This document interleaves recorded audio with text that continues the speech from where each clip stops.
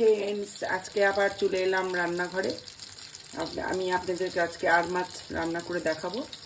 এই আমি কিছু আর মাছ নিয়েছি, এখানে কাঁচা আছে, কিছু আমি এখানে ভাজা করতে দিয়েছি। মাছটা ভাজা হয়ে গেছে মোটামুটি। মাছের জন্য আমি নিয়েছি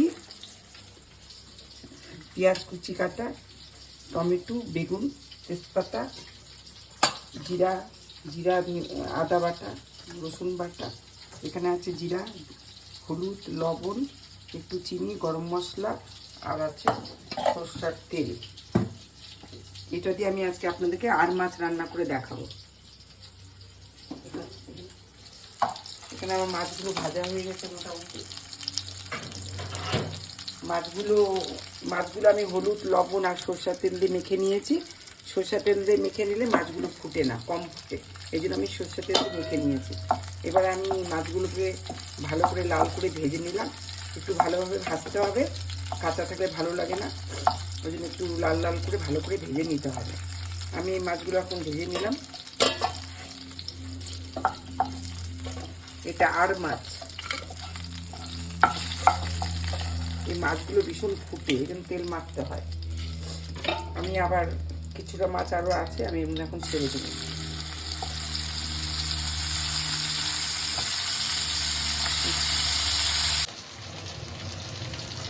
আমার মাছগুলো এখন ভাজা হয়ে গেছে, এগুলো আমি এখন নামিয়ে নেব।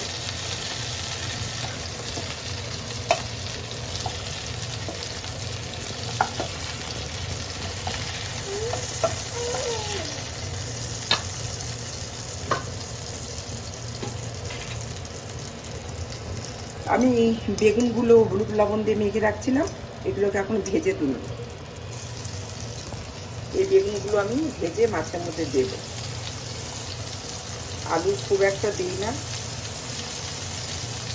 বেগুনগুলো আমি এখন ভেজে তুলবো। এর মধ্যে এখন ঢাকনা দিয়ে আমি 5 সেকেন্ড ঢেকে রাখবো।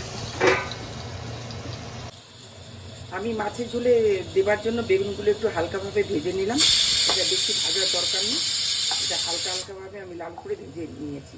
এগুলোকে আমি তুলে রাখবো মাছের ভেতরে বাটির মধ্যে।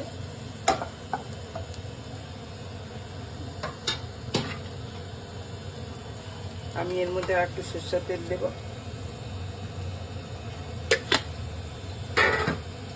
আঁচটা এখন একটু বাড়িয়ে দেবো, তেলটা একটু গরম হবে। আমি দেবো এখন একটু জিরা ফোড়ন,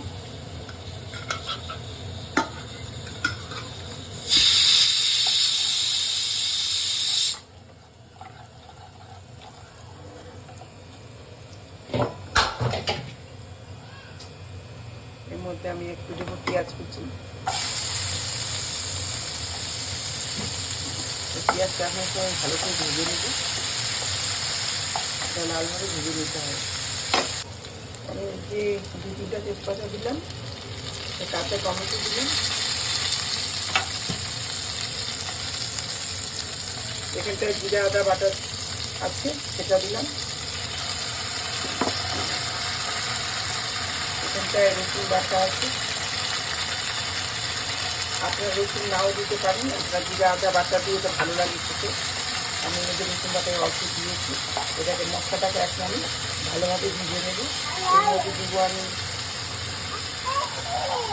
এর মধ্যে দেবো আমি 1 চামচ হলুদ, দেবো লবণ,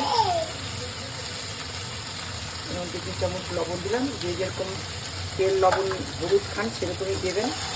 এটাকে আমি এখন মশলাটাকে লাল করে ভেজে নেব। মশলাটা আমি এখন লাল করে ভেজে নিলাম। এটা ভালোভাবে একটু ভাজতে হবে, নাহলে এটা আবার জিরা আদা রসুনটা মানে ভালো ভাজা না হলে কাঁচা কাঁচা গন্ধ করে। ওই জন্য এটাকে ভালোভাবে ভেজে নিতে হবে।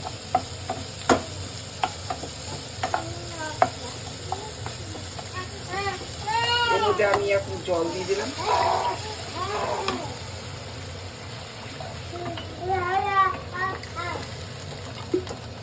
এটাকে আমি একটু মাখা করে করবো আর মাছটাকে, এই জন্য আমি অল্প জল দিয়েছি। এটা এখন ফুটে গেছে। আমি এর মধ্যে এখন বেগুনগুলো ছেড়ে দেবো। বেগুনগুলো ভিজে রাখছিলাম, এগুলো এখন ছেড়ে দিলাম। মাছগুলো ছেড়ে দেব। বেগুন মাছ আমি একসঙ্গে ছেড়ে দিচ্ছি। এটা আমি আরো 10 মিনিট ফুটিয়ে নেব। এটা 5 মিনিট আমি ফুটিয়ে নিলাম। মাছের ঝোলটা একটু মাখো করেই করলাম। এটা দিয়ে ভাত দিয়ে মেখে খেতে হবে, এই জন্য আমি ঝোল রাখলাম। এখানে হয়ে গেছে, বেগুনটাও সিদ্ধ হয়ে গেছে। এখানটায় বেগুনটা ভালো মতো সিদ্ধ হয়ে গেছে, মাছটাও হয়ে গেছে, মাছটা নরমই হয়ে গেছে। আমি এখন এটা নামিয়ে নেব। আপনারা এরকম করে আর মাছ রান্না করে খাবেন, খেয়ে দেখবেন কেমন লাগে। আমি যেরকম করে রান্না করবো ওরকম করে রান্না করে আপনারা একবার দেখবেন। Thank you.